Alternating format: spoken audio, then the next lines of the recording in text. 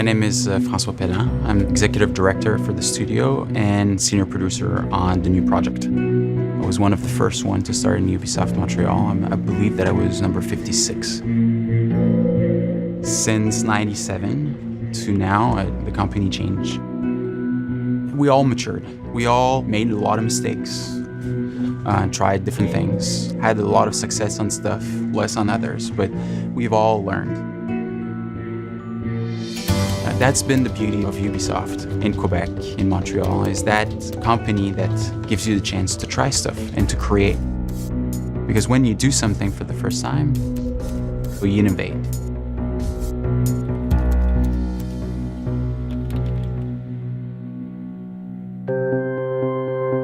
So these are actually quite old memories, It's few pages, of design research I've saved. I remember the first time seeing AC1, it was mind-blowing. I've never seen, a character touching the world in such a unique way. I've never seen a world that was so detailed and so rich. We had no engine, so we built our own engine from scratch. And all we had to go on was our taste. As you can imagine, when you don't have any specs, you're basically given a blank check. You can invent the world if you want. And we completely did invent the world. Like the amount of features that we had, the final game had 9 missions. The original game that we designed had 72. Assassin's Creed is about transporting people to a time that they can never really truly visit. The games have always had this really great sense of freedom, of exploring somewhere, of going to a historical context in these amazing looking worlds. I don't want the player just to focus on fight and action and look at the ground, I want people to look up. It's an open world, so I want the people to wait for the sunrise. We saw this little prototype of naval combat that they were doing for AC3. We got super excited because it was beautiful, it looked fun, and I think this was the thing that kind of kicked off the idea that what if Assassin's Creed went into the golden age of piracy? For every game we try to bring new colors, new vibrant flavors. Brotherhood was really the sequel of Ezio. People love so much Ezio in AC2 that it was really good to see him again and to see how grown he was. He was a leader now, not this young man anymore. We wanted to be able to climb everywhere, to discover every places, but have no limitation on the exploration. Being able to just do cool things with parkour. Me, I can't do that. I can't climb buildings and jump over rooftops. With AC3, we really showcased that the franchise can go anywhere. With the frontier, the snow. There's actually a full seasonal weather system. So you have summer, fall, winter, and spring. We dreamed big and just tried stuff. And then at some point it was working and it was magical. I was a kid not very happy at school. I was always drawing, always drawing castles, places. I'm still doing the same thing, now. It's like creating universe, creating worlds, and this is what I love to do. I sat at home playing AC2 in my living room and said out loud to my husband, "Oh my God, this game, I just love this game so much. I'd love to work on this is so cool." Then when you get the opportunity to work on that game, you feel very connected to it. You feel protective of it. It's like a child. You want it to do really well. Innovating in AC is always both exciting, and tricky. Innovation isn't necessarily going crazy. It's about finding the difference that matters and also keeping the soul of the brand alive. I always say it's really hard to just say, okay, let's innovate, let's start innovating. There's no such thing. Instead, I can say that raising as many lightning rods as possible, hopefully lightning will strike.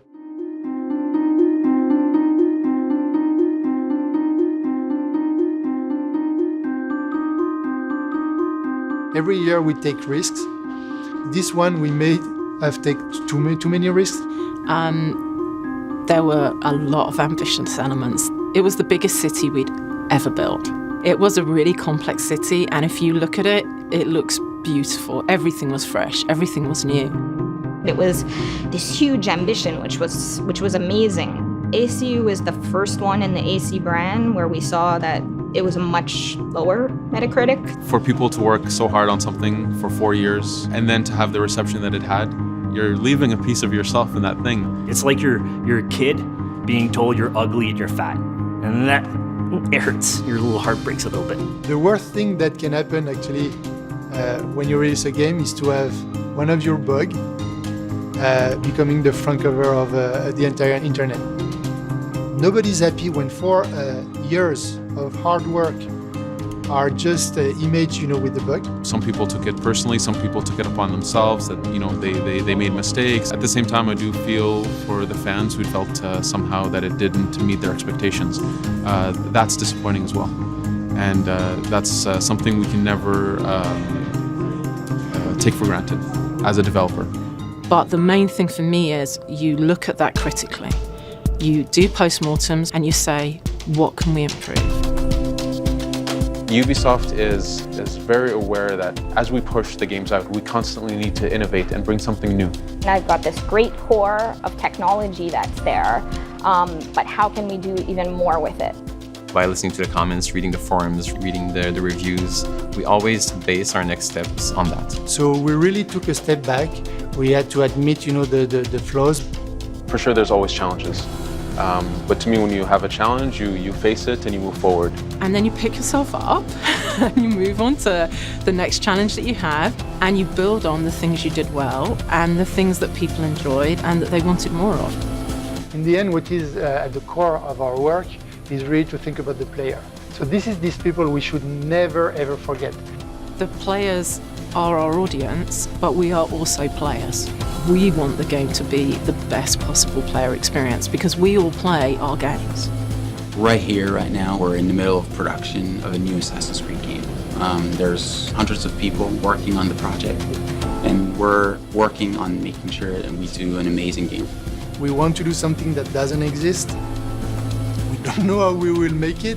We worked hard, we fail, we retry, we test, etc. And in the end, we do something that we hope people will like. We're putting a lot of new features, new things that the player hasn't been able to do before in the game. I really like to have people to think in a few years' time, 5 years, 6 years, to say, do you remember that game that we did in 2015, which was great? From missions to features to cinematic to story, every second of this experience is going to be amazing.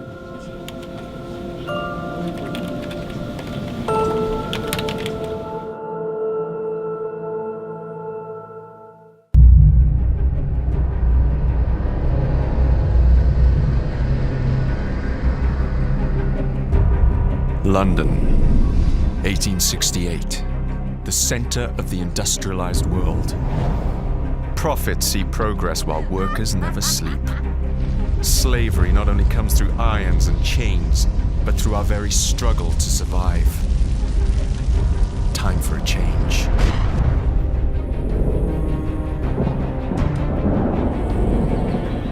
Enough of those who seek only their own gain. We're amidst an industrial revolution. The telegraph, electricity, are changing the way that we live, shaping our future. But it must be a future for everyone. A different revolution is rising, more subtle. A blaze from the ashes of an old brotherhood.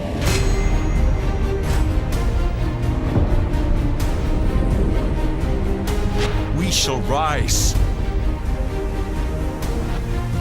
Street gangs will be our armies.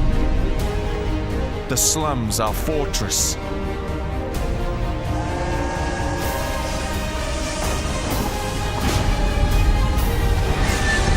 They say this is the modern era. I say it's time for a rebirth. And we shall lead the way.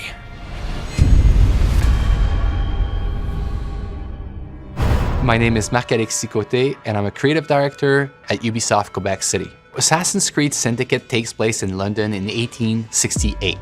The Industrial Revolution, in essence, is society going from almost a medieval society to the modern society in which we live in today. It's an increase in productivity that's never been seen before in the history of mankind.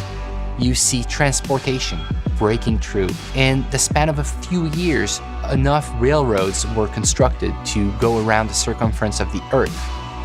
It's a world that's ruled by science. We'll see tons of progress in medicine that prolongs the lifetime of people from about 20 years old to 50 years old. It's a world that's no longer ruled by kings or by religion. It's a world that's ruled by money. And this is something that completely changes society. You have the upper classes, which still rule the city because they are the ones who have the right to vote. So the fate of the lower classes was pretty much to either work hard and to die young, or to resort to something new. But the industrial era sees the birth of organized crime, a bit as we know it today. It's really a concept that takes root in the Victorian era. People would band together to try to defend their common interests in what we could call syndicates. So the new assassin of Assassin's Creed Syndicate, his name is Jacob Frye. Jacob is a born and raised assassin. He's going to have allies that are the street gangs of London. Evie is twin sister of Jacob. She's the more calculated, the more rational personality. She's the one that's going to guide Jacob through his quest to free up London. Jacob will always approach a situation with a really hands-on and head-on approach. So he will be more brash, more brutal, more confrontational. He's all about the thrill. He's all about the chase.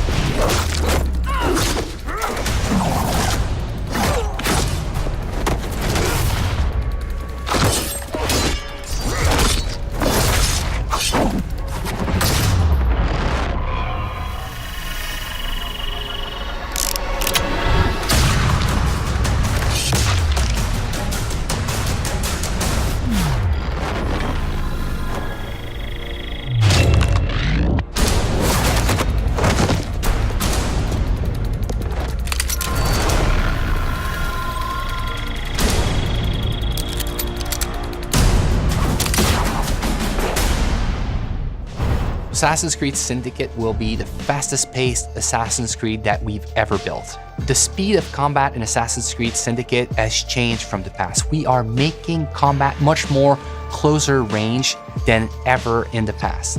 The reason we're doing this is that the Victorian era has changed the way we think about weapons. You can no longer walk down the streets with a sword at your hip. You would be arrested. People fought with hidden knives, hidden blades, with brass knuckles.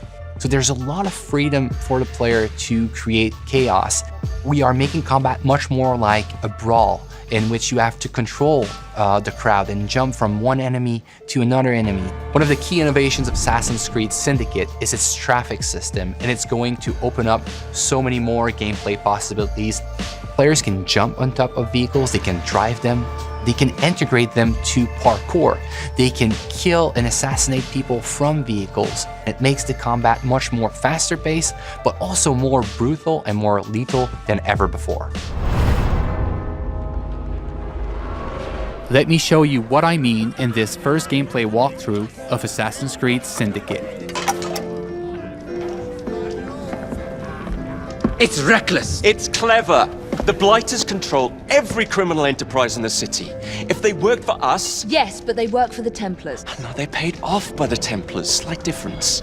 If we take control of the gangs, we take control of London from the bottom up. You are talking about building yourself an army. Miss Fry, tell him this is complete madness. You'd need to consolidate your control. I can keep the rival gangs and the police from sweeping in and seizing the territory. You can't very well send Bloody Nora an engraved invitation. We have no idea where they hold up. Yeah, we do. You found them?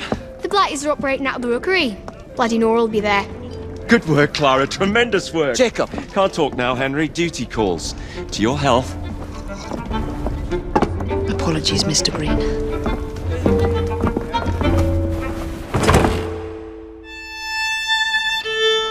We are now in the city of London, one of the 7 boroughs that you'll experience in Assassin's Creed Syndicate. The city of London was the economic and financial heart of London in the 19th century.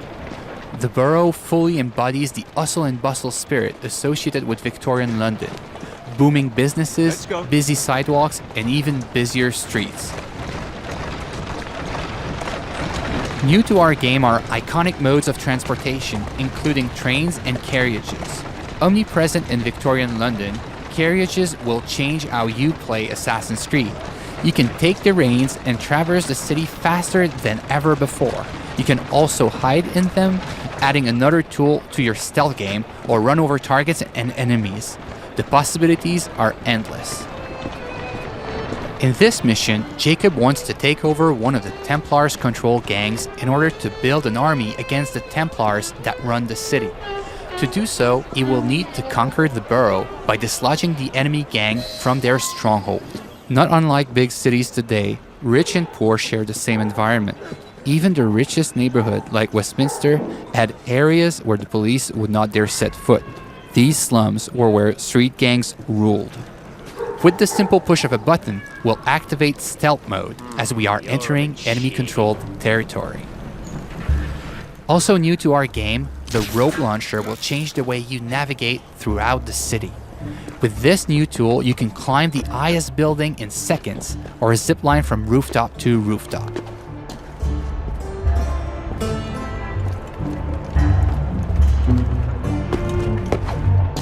Let's trigger Eagle Vision to study our surroundings.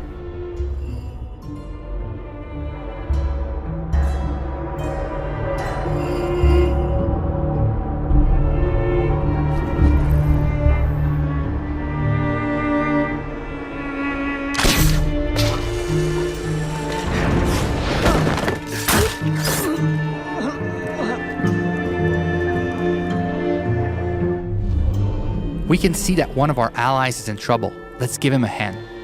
We first need to eliminate the lookout to make sure he doesn't call reinforcements. The throwing knives will take him out silently.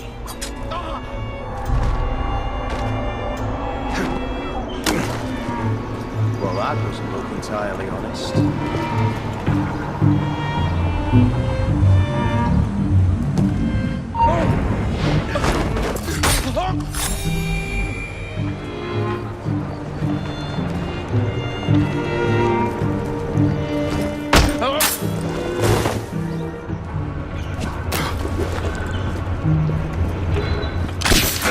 We are facing a lot of enemies, so the head-first approach is probably not a good idea.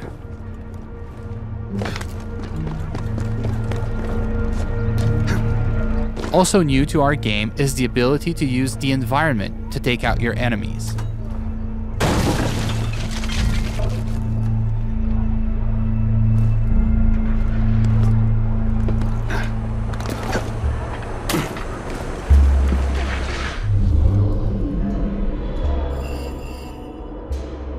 Another one of our allies is in trouble. Let's take care of this before it's too late for him.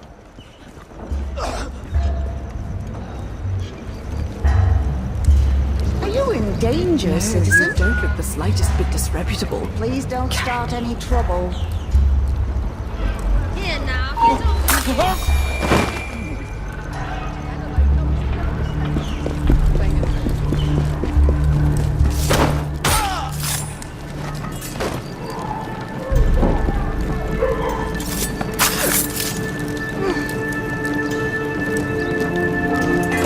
Now that our ally is free, Thanks for the help, boss. we'll ask him to assist us in our fight for this slum. Here is the stronghold leader, highlighted in yellow. Let's try to take him out with stealth, as he is more dangerous than common thugs. We'll use the hallucinogenic darts to turn our enemies against one another.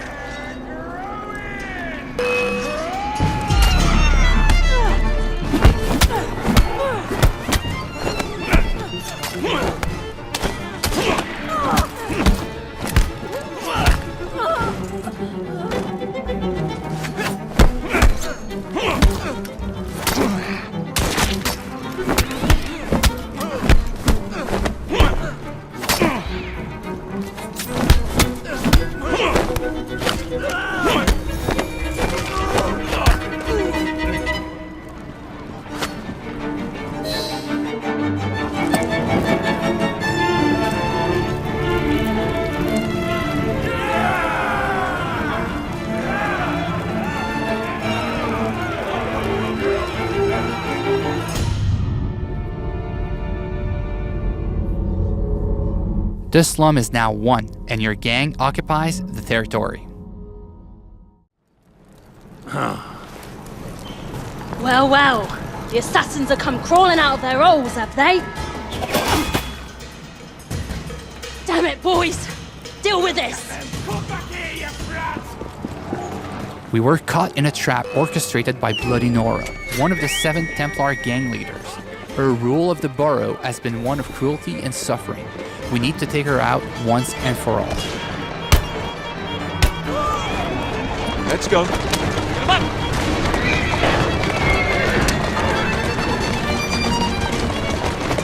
Faster! Go!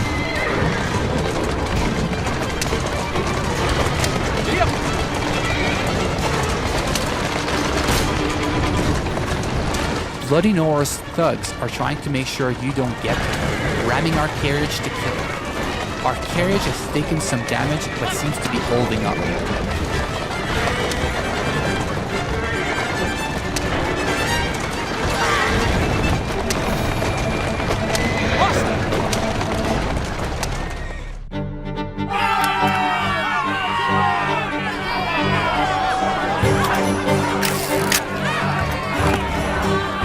We made it to the gang war, an all-out confrontation between your gang and your rival for the ultimate control of the borough.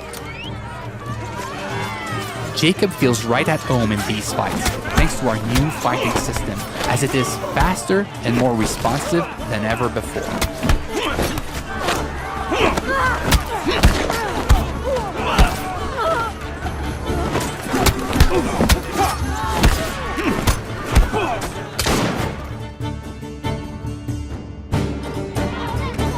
Ladies and gentlemen, we are Jacob and Evie Fry. And as of this moment, you all work for us.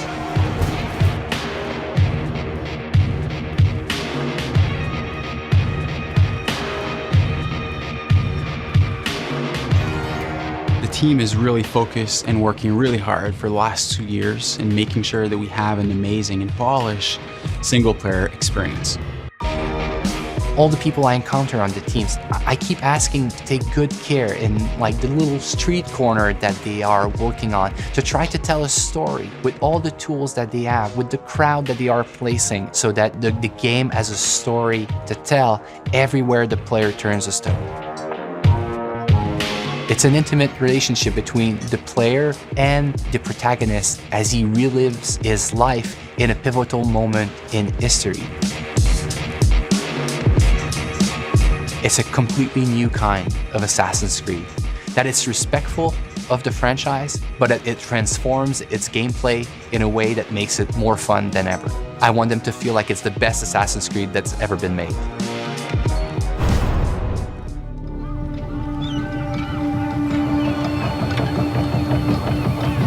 It's a bloody marvelous time to be alive. An age of invention. So many clever blokes dreaming up impossible machines, sorting away more gold than Queen Victoria herself.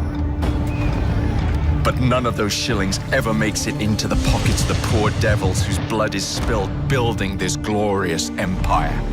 The working class sleepwalks through life, unaware of the machine that drives them. Let's wake them up then, shall we?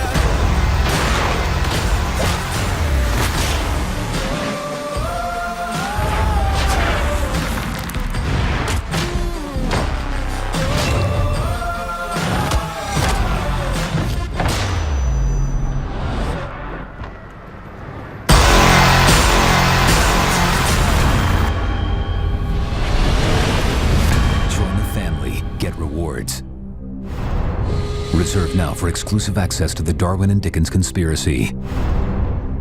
Available October 23rd.